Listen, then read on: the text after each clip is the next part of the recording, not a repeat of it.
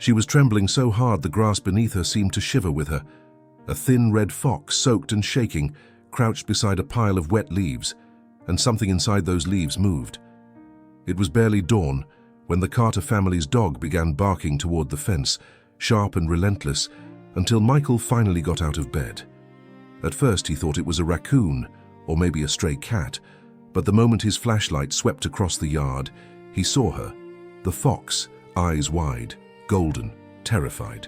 And beneath her, tucked against her ribs, 3 tiny shapes, pinkish, blind, trembling. Michael froze mid-step. The fox didn't snarl, didn't run. She only turned her head toward him and gave the smallest, strangled sound. Not a threat, but something almost human, almost pleading.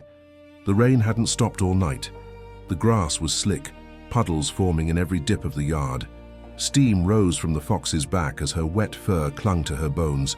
She was shivering from more than just cold. Something in her stance spoke of pain. One paw hung twisted beneath her, useless. Michael lowered his flashlight. "Hey," he whispered, his voice barely cutting through the rain. "It's okay." She blinked, never taking her eyes off him. Behind him, the screen door creaked open. "Mike," Leah's voice carried softly through the drizzle. "What's going on? Why's Cooper barking like that?" He didn't answer right away. He couldn't. He was staring at the impossible sight before him. Finally, he said, "Come look at this." Leah stepped out onto the porch, wrapping her robe tighter. She hesitated at the edge of the steps when she saw him crouched by the fence. "Is that a—" "Yeah," Michael said quietly. "A fox." Leah's hand went to her mouth. "And those—" "Her babies," he murmured. "She's trying to keep them warm." The fox shifted slightly, pulling her kits closer with her snout. The movement made her flinch, pain flickering through her body. Her paw was bleeding. It wasn't a fresh wound, it looked torn, like she'd been caught on something. Leah whispered, "She's hurt bad." And look at that fence. A section of wood near the corner was bent inward, splintered at the base, as if something heavy had pushed through it. Michael followed the line of the damage down to the mud and froze again. Footprints, not animal, human. They were faint, washed by the rain, but clear enough. Someone had been here before dawn. Someone had come close. Leah crouched beside him. "Mike, what if someone was chasing her?" He didn't answer. His eyes followed the tracks until they disappeared into the tree line beyond their backyard. The fox's breathing quickened. She watched them with desperate, unblinking focus, her body forming a trembling wall between them and her young. Every few seconds, she'd lower her muzzle and nudge one of the kits as if counting them. 1, 2, 3. All still breathing. A low rumble of thunder rolled through the morning sky. Leah shivered. "She's freezing. If we don't do something—" Michael cut her off gently. "If we move too fast, she'll bolt and they'll die." For a few seconds, the only sound was the rain hitting the grass and the faint whimpering of the smallest kit. Leah's eyes softened. "Look at her, Mike. She's terrified, but she's not leaving them." He nodded slowly. "She's protecting them, even if it kills her." He could feel it, the invisible line between trust and danger hanging in the air. The fox's gaze locked onto his. In that single trembling look, he felt something shift, as if she was trying to decide whether he was a threat or her only chance. The rain began to fall harder. Leah took a small step forward. "We have to help them." Michael hesitated. "I know, but she doesn't." A gust of wind blew through, scattering the leaves around them. One of the kits let out a tiny cry, so faint it barely sounded alive. The mother fox instantly lowered her head, wrapping her body tighter around her babies, shielding them from the cold, the rain, and the humans watching. Leah's voice trembled. "What kind of world does a creature have to come from to look at us and still choose to stay?" Michael didn't know the answer. All he knew was that she'd crossed the fence for a reason. And whatever that reason was, it wasn't over yet. If you think wild animals don't know where to find safety, wait until you hear what this mother fox was running from and what she chose to trust instead. The rain didn't stop. It softened for a moment, only to come back harder. Cold drops hitting the tin roof in uneven rhythms. Michael stood by the window, his hands wrapped around a mug he hadn't touched. Outside, under the fence light, the fox was still there. Hours had passed since dawn. She hadn't moved more than a few inches. The kits were pressed tight against her belly, their fur beginning to fluff as they dried under her warmth. Every few minutes, she'd lift her head, scanning the yard, her ears twitching at every distant sound. Leah joined him by the window. "She's still out there." "Yeah," he said quietly. "She hasn't even tried to leave." Leah's voice broke a little. "She must know she can't make it far on that leg." Michael set the mug down. He'd already called animal control earlier that morning, but the thought of strangers with cages and tranquilizers made his stomach turn. Something about the fox's eyes, that raw, wordless plea, had carved its way under his skin. When the rain eased again, he made up his mind. "I'm going out there," he said. Leah grabbed his arm. "Mike, don't. You'll scare her. Or worse, she'll attack." "She won't," he said. "Not with me." He didn't explain why he believed that. Maybe he didn't know.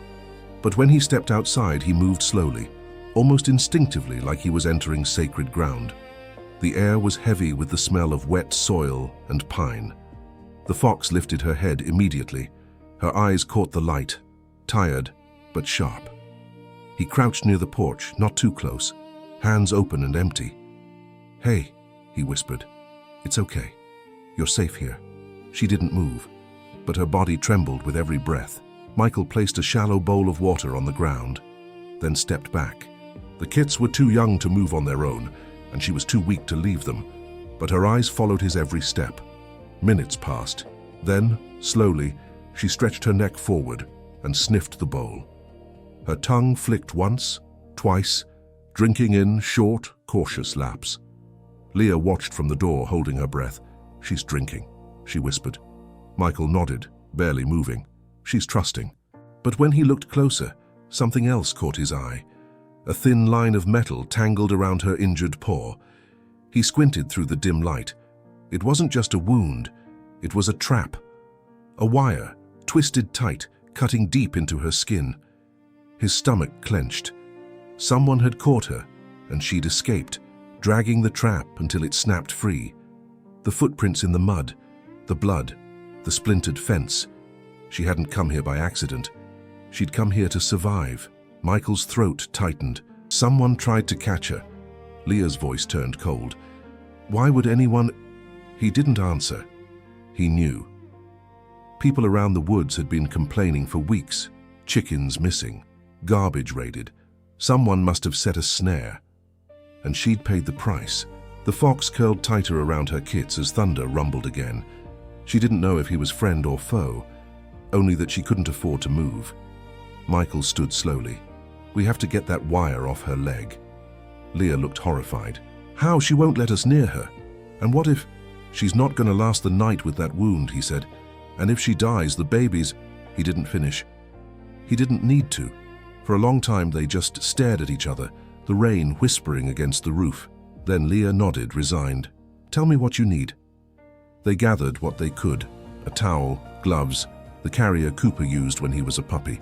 Michael filled a bowl with some leftover chicken broth, hoping the scent might coax her closer. When he stepped out again, the fox lifted her head immediately. The air was colder now, mist creeping through the grass. He set the bowl down halfway between them. She hesitated, then inched forward, limping. Every movement looked painful, the paw barely touching the ground, fur matted and red. Still, she crawled closer, driven by something stronger than fear. The kits stirred behind her, squeaking softly, their tiny bodies shifting under the leaves. She turned to look at them, then back at Michael. For the first time, she didn't flinch when he moved.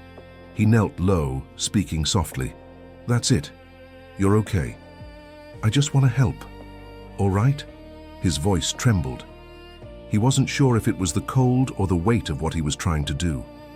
When she came close enough, he saw the wire clearly. Cruel and thin, embedded deep. He could almost hear her pulse racing. He reached forward just a little. The fox didn't move. Leah stood at the porch steps, whispering, "Mike, be careful."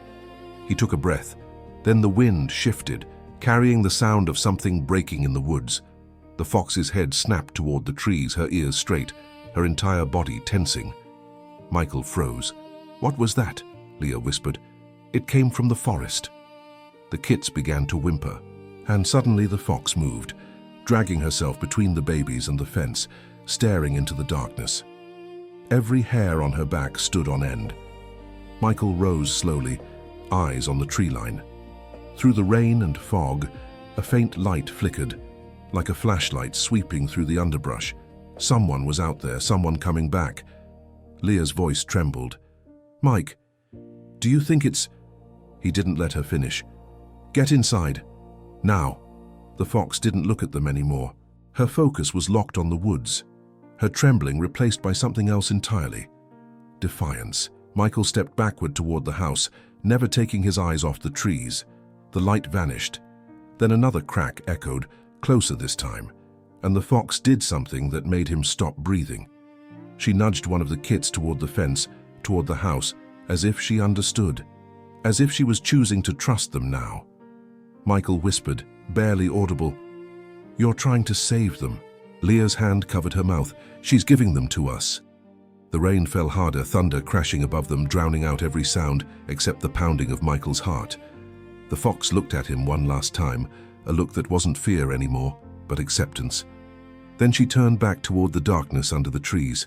If you think animals run only from danger, wait until you see one run toward it. For love.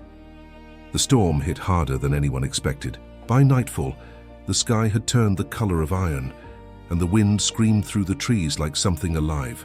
Michael nailed the last window shut, listening to the branches whip against the glass. But even through the storm, he kept glancing at the backyard. The small shape by the fence was gone. The fox had vanished. Leah stood behind him, holding a blanket around her shoulders. She left? He didn't answer right away. His flashlight beam swept across the wet grass over the broken fence to the pile of leaves where the kits had been hidden. Two of them were still there, curled together and trembling. The third was gone. Michael's pulse quickened. One. "Moved," Leah repeated. "She must have carried it somewhere." Thunder cracked overhead, followed by a flash of white light that split the yard in half. For a moment he could see everything. The mud, the paw prints, the faint trail leading toward the woods. Leah's voice broke. "She went back out there." Michael swallowed hard. "She's going after whoever set that trap." He didn't know why he believed it, but something about the way she'd faced the forest that morning, the defiance in her trembling body. It wasn't running. It was resolve. Rain poured sideways across the window, blurring everything outside. The house lights flickered once, then again. Cooper barked at the back door, restless, whining. He could feel it too. The absence, the danger. Leah turned to Michael. "We can't just wait. She could be hurt." "She's already hurt," he said, voice tight. "If she's out there in this storm." He didn't finish. The thought alone twisted his stomach. Leah looked at the two remaining kits on the towel-lined basket they'd set up in the laundry room. Tiny, helpless things, their eyes still sealed shut, ribs rising and falling like paper. "She left them with us," Leah said quietly. "That has to mean something." Michael crouched by the basket, watching one of them twitch in its sleep. "It means she trusts us, and that's why I can't just sit here." Before Leah could protest, he was already pulling on his rain jacket. "Michael," she said sharply, "you can't go into the woods right now." He met her eyes, tired, determined. "She went through hell to save them. I'm not letting her die out there alone." Leah's lips parted as if to argue, but then she stopped. Maybe it was the way he said it, or maybe she knew she would have done the same. "Just be careful," she whispered. He nodded, grabbed the flashlight and stepped into the storm. The forest was a living thing that night, dark, wet, and full of whispers. Every branch creaked, every shadow seemed to move. The rain soaked through his jacket within minutes. He followed the tracks, faint impressions in the mud, sometimes disappearing, then reappearing farther ahead. The deeper he went, the quieter it became. The sound of the town faded until it was just him, the storm, and the smell of earth and metal. The beam of his flashlight caught something glinting in the mud. He knelt down. It was another wire trap, broken, rusted, the same kind that had cut the fox's leg. Michael's jaw clenched. Someone's been setting these for a while. The new sound came, A cry short and sharp carried by the wind. Not a human scream, a fox's call. He turned, scanning the darkness. The beam flicked across tree trunks and low brush until it stopped on a patch of red fur. The mother fox lay half hidden near a fallen log. Her breathing was shallow, her body half covered in mud. She lifted her head weakly when the light hit her, eyes glowing faintly amber. Michael rushed forward, kneeling beside her. "Hey, hey, it's me. It's okay." Her leg was worse, blood mixing with rainwater, the fur around it dark and sticky. But her eyes still searched his face, alive with something beyond pain. He looked around. "Where's your baby?" "The one you took?" A faint sound answered him, a tiny whimper coming from beneath the log. He reached under and found the third kit, soaked but breathing, pressed against the cold wood. He scooped it gently into his jacket. When he looked back, the fox was watching him, her head lifted just enough to see the kit in his arms. "It's okay," he whispered. "I've got them, all three." For the first time, she let her head fall to the ground, her body trembling in relief. Lightning flashed overhead, and for an instant Michael saw something else in the mud. Boot prints, fresh, leading away from the log. Someone had been here, recently. He turned off the flashlight and crouched low, listening. The rain muffled everything, but faintly, between the wind gusts, and he could hear it. Metal clinking. A voice, distant, swearing under breath. "Damn fox," it said. "Should have stayed caught." Michael's stomach dropped. Someone was hunting her. He looked back at the fox, too weak to move, eyes fluttering. He whispered, "You came back to protect them from him, didn't you?" The fox didn't respond, but her eyes met his again, and in that moment, he understood everything. She hadn't been running from danger. She'd been leading it away. Away from her babies, away from his home. Thunder rolled again, closer now. He could feel the vibration in the ground. He slid his arms under her body. "I'm getting you out of here." She was lighter than he expected, bones under fur. She didn't fight, didn't bite.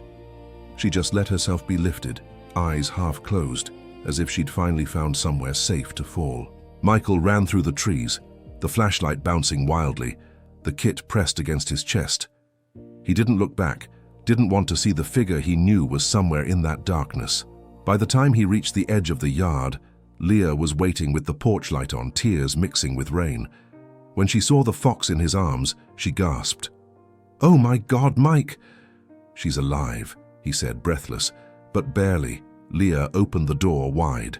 "Bring her in." Inside, they laid the fox on a blanket near the fire. The kits huddled beside her one by one, their tiny bodies pressing against her side. For a long time, no one spoke. The storm outside screamed against the windows, but inside, there was only the sound of quiet breathing. Fragile, uneven, but still there. Leah wiped her eyes. "You found her." Michael nodded, staring at the animal he'd carried through the rain. "She found us first." Outside, the thunder began to fade, but neither of them saw the shadow still standing at the edge of the woods, watching the house through the downpour. The man who'd lost his trap, fists clenched around a length of wire. He took one step forward, then stopped. The light from the porch flickered across his face. He turned and disappeared into the darkness. If you think a wild animal's love ends when the danger begins, wait until you see how far a mother's heart will go when the world turns against her. The storm broke sometime before dawn.